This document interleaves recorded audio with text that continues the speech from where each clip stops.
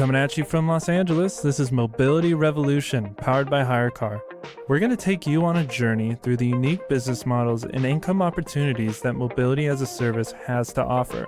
From selling cars to sharing scooters, you'll learn how you fit in to the mobility revolution.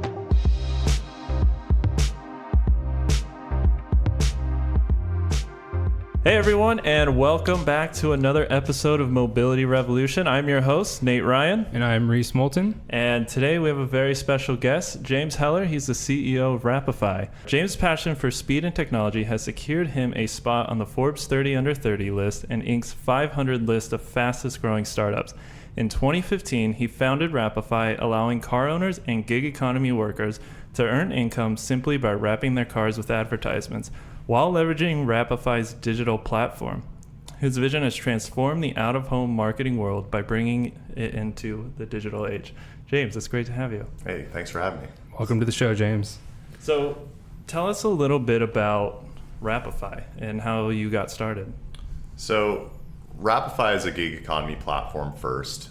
We provide everyday commuters, ride-sharing drivers with the means of monetizing their time on the road through advertising. Mm-hmm. And on the brand side, we provide brands with the ability to deploy really high recall out of home on wrapped vehicles while being able to measure what that out of home exposure actually does in terms of driving conversion online, conversion in app, as well as retail foot traffic. Mm-hmm. So I was doing a little exploring on the site yesterday, and I saw there's some really cool features that Wrapify offers, such as what was it? It's like a swarm blast or something like that. Can you explain that a little bit? Yeah, so Swarm is a feature that brands have the ability to, or that provides brands with the ability to get drivers to drive around specific locations at specific times. So if it's an event that's happening at like LA Live or the Staples Center and they want to get their vehicles driving around that location, if they have a campaign on the road in LA, they could use Swarm. Drivers earn even more when they participate in Swarm. It's a purely opt-in feature, and brands love it because it's a way for them to effectively get their on-demand, mobile billboard, if you will. Right. That's awesome. I guess just to take a quick step back, how did you, come up with the idea of Wrapify? What was the process of launching it, and how was that entire experience for you? Yeah. So my background's in B2B technology and marketing, and I way back when I was running a couple bigger for San Diego technology events, and I thought, how cool would it be to tap into this new gig economy thing? This is the beginning of Uber and Lyft and a bunch of companies that no longer exist today. Yep. And I'm like, why isn't there like a way, or there has to be a company that I could pay to get 30 cars with my branding driving around a specific part of town, like a geofence the part of the town, and vehicles driving there and have some value. Exactly. Like what did it actually do? Like how did it move the needle for the brand in terms of driving sales or driving a conversion on the line, or all the things that I care about as a brand. Yep. And so we looked at attribution, and attribution started to become now it is a buzzword. And if you go to any out-of-home industry event and just listen, you'll hear the word attribution just murmured every 5 seconds. But yeah, being able to close the loop on offline to online, which is something that really hasn't been done, and it definitely hasn't been done for something that moves. That was something we really focused on in 2018. We launched our attribution suite, and that what that allows us to do is tell a brand, okay, this is of the folks exposed, they were X percentage more or less likely to do something. So whether that's a conversion on a website where we're actually putting a pixel in their tag manager, whether it's measuring global site traffic or conversion on a specific landing page, checkout success, pulling posts back from an app. So if we're trying to measure app downloads or events that are happening in app, we could do that. And then for our retail clients, being able to actually measure footfall as a result of exposure. And we've seen all these use cases that we didn't really think were primary use cases turn into like primary use cases for Wrapify. Right. So as we all know, California just passed the AB5 bill, and there's something I didn't think about with Wrapify, that there actually might be potential effects to your business. What are your thoughts on this, and how do you see this actually affecting Wrapify and other third-party services like your company? So I want to preface this by saying I'm not an AB5 expert, but based on what I understand, there's a checklist of things that qualify, somebody who's a part-time employee, and what they're trying to do is effectively make it so that if you are, you have the means to make a livable wage. And I actually agree with some of that. But on, one of the things with Wrapify that's different than other platforms in the gig economy is we're really a supplemental way of monetizing what you're already doing on the road. Whereas like an Uber or a Lyft or a Postmates or an Instacart, like those are all employable tasks, right? Like they're actually doing an activity or doing an employable task that starts and ends at a specific time. Whereas Wrapify, like we're just a bolt-on to a lot of that. So I think that the effects of it are really more indirect. It's probably going to change the way we interact with the total pool of rideshare drivers in California if it does in fact go into law. Right. But I think there's still a lot of lobbying to do, and we'll see where it goes. Yeah, I mean, I don't see Uber or Lyft being done with this because it has too much impact to what they're doing. So it's going to be interesting to see how this shifts, the rideshare and all these other kind of gig economy businesses. So on average, how much are drivers earning when they're working with Wrapify, and how are those earnings calculated? Yeah, great question. So on average, our drivers are making between $300 and $400 a month. Awesome. So it's not, you can't live on it, but it's definitely a great way to help pay for your gas, insurance, your car payment, right, pay off student loans. By doing this diapers. Exactly as you would be doing. Exactly. Yeah. We're helping you pay for, what we're paying you to do what you're already doing. Right. And we have drivers that make substantially more than that when they participate in things like Swarm.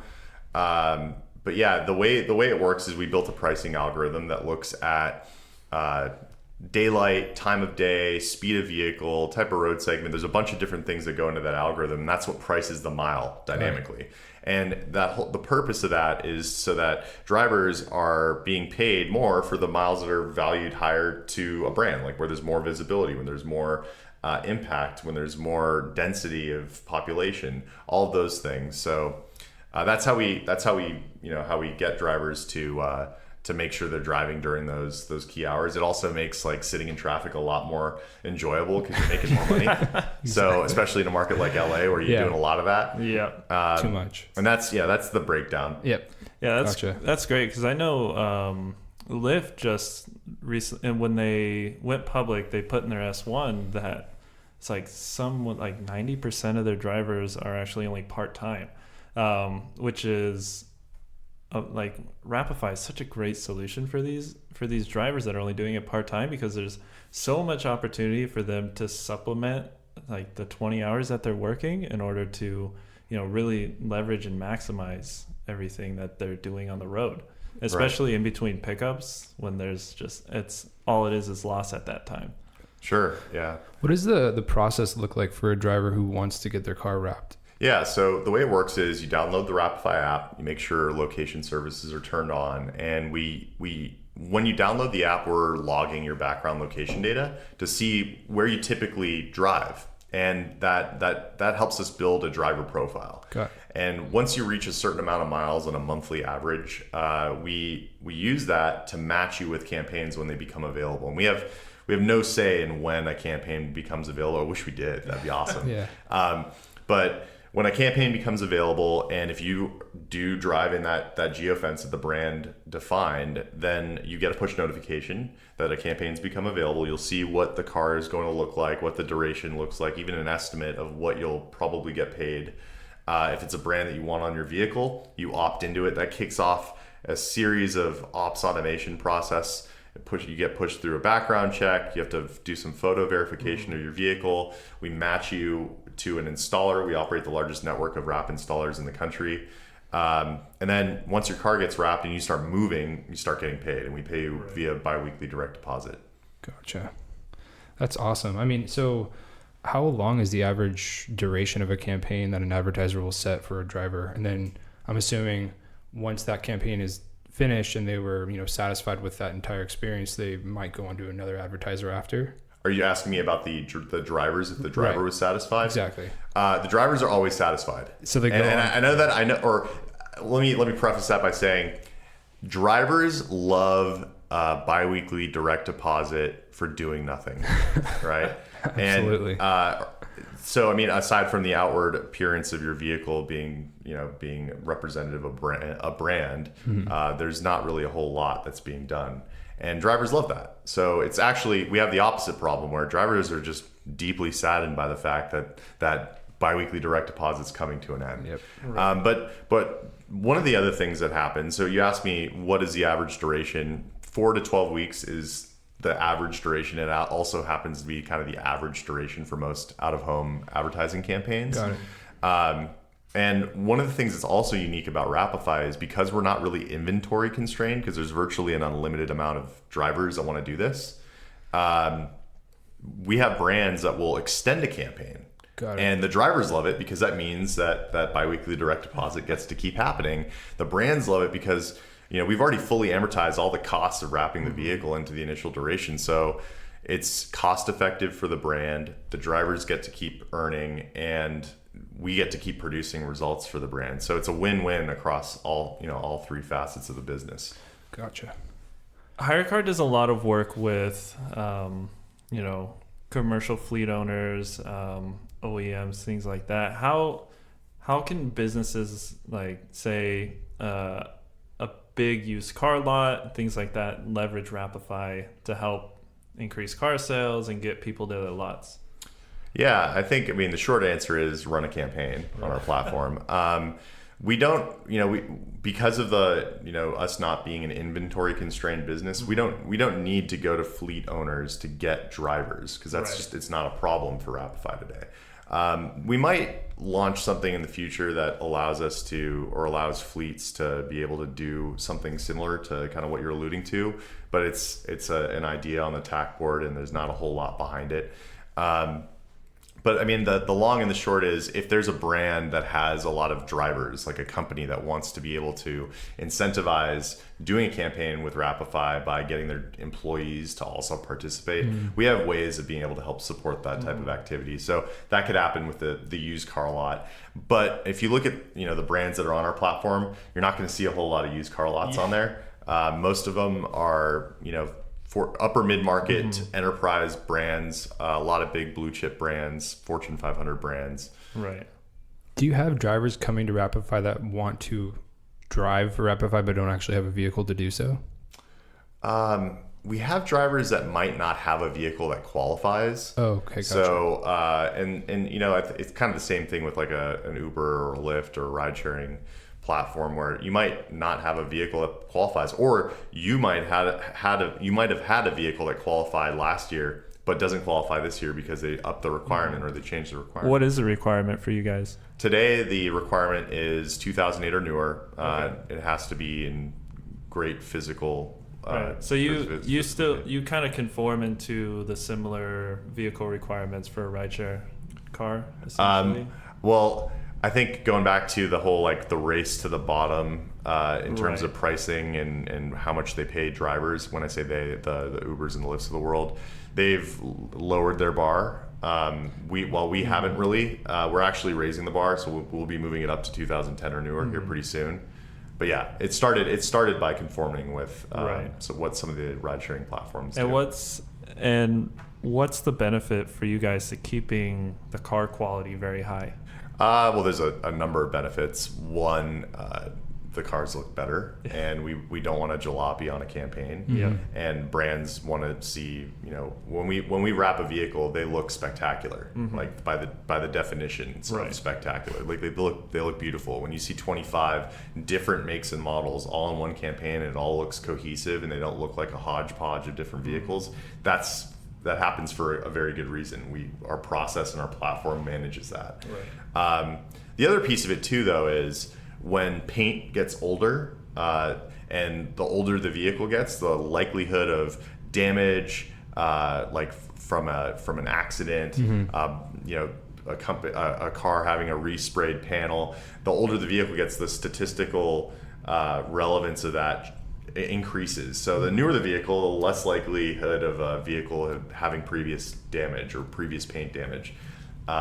Non-OEM paint it's the range of quality is so vast. Right.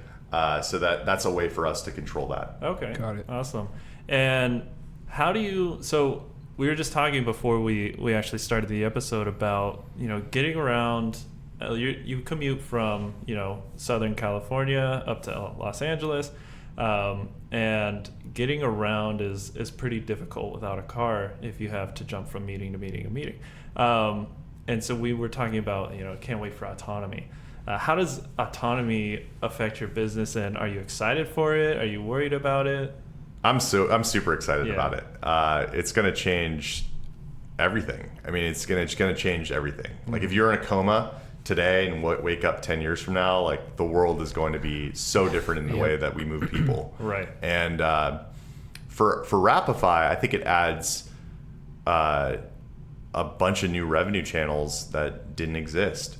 There's some arguments around, well, autonomy is going to make people stare at their phones more. Well, I disagree with that. I used to commute on the train, which is effectively an autonomous vehicle. Right. And there's only so much staring at your phone you could do before you start looking out the window. Yep. And I think I think that it's going to really propel the out-of-home market. I think out-of-home advertising, as an industry, a lot of folks in the industry are pretty worried about like how this is going to affect people seeing and viewability of billboards and other out-of-home. I actually think it's going to amplify it.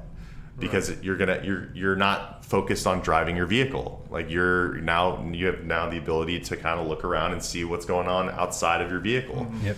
I also think there's opportunities for things like if you do own your own autonomous vehicle, which I think vehicle ownership is going to change as a result of autonomy. But if you do own it, there's all these new revenue channels where your vehicle can actually go out and make money when you're at work. And I think, you know, whether it's giving rides to people, whether it's the vehicle's participating in a swarm for some other brand and you're not in it. Yep. I mean, there's so many different things that I think are going to come as a result of that. So I'm pretty excited about it. Could you imagine as an advertiser just being able to click a button on your computer and it just all of a sudden summons a swarm of cars to just go park in front of, like, say you're a whiskey brand, go park in front of a bar. Like, that'd be absolutely amazing. Yeah, I have imagined it. Yeah. And I'm really excited about it. Did you have designed it and everything?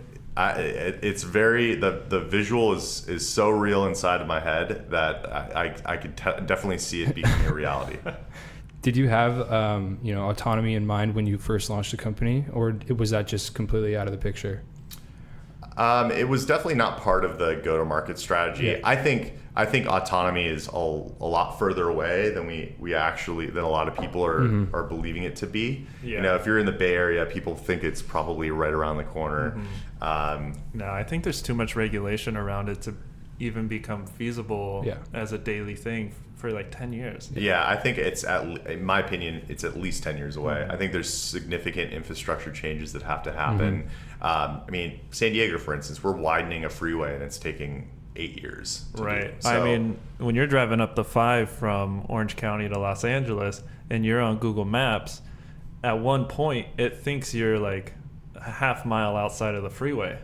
Oh yeah. So I mean, if you've ever used like Tesla Autopilot, which is probably the most advanced autonomous vehicle technology today that's accessible to consumers, it's amazing.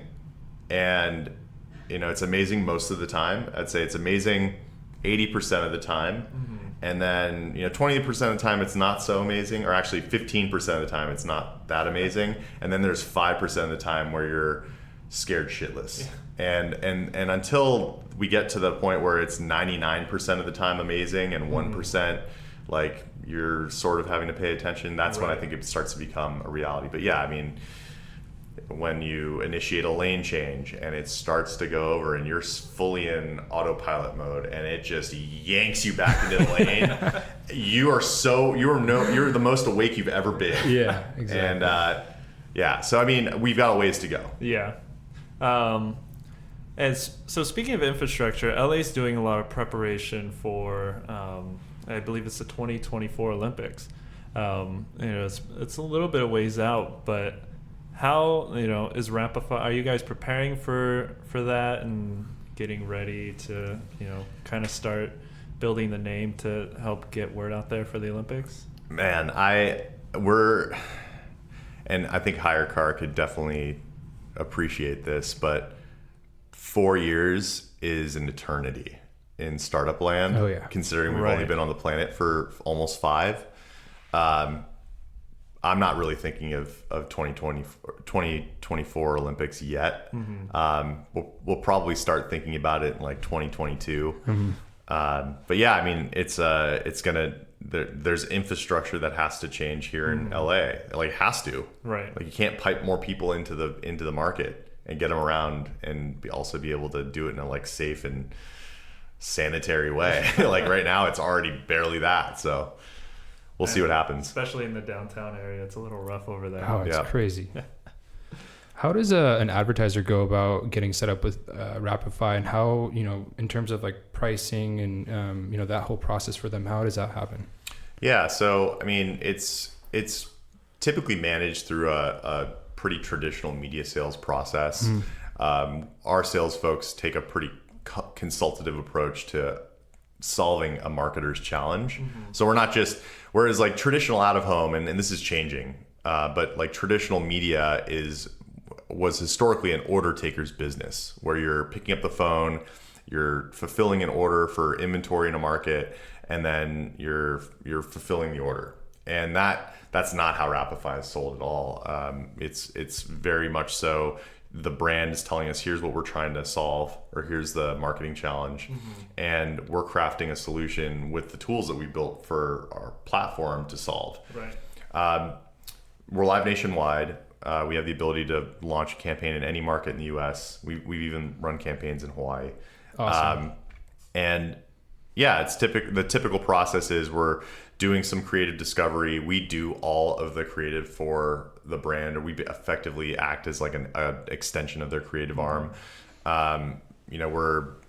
We're defining KPIs at the onset, what markets we're going into. So whether it's a single market campaign, a regional campaign, or a national campaign where we're launching in the top 25 DMAs.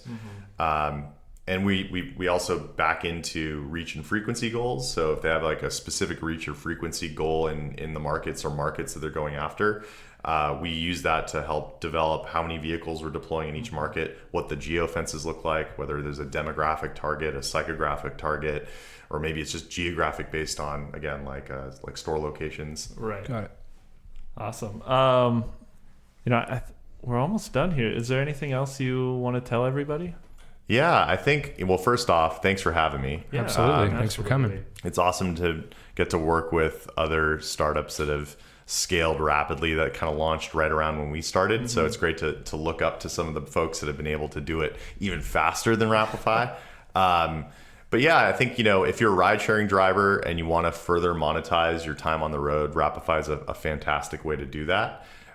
Don't be discouraged if there isn't a campaign available yet. The faster we grow, the more campaign activity we see on the road, and ultimately, like, if you're not getting paid, we're not either, which is a big part of our message to drivers. We're not ever withholding a campaign, or we're not keeping you from making money. Like if you're not getting paid, we actually are not getting paid either. Right.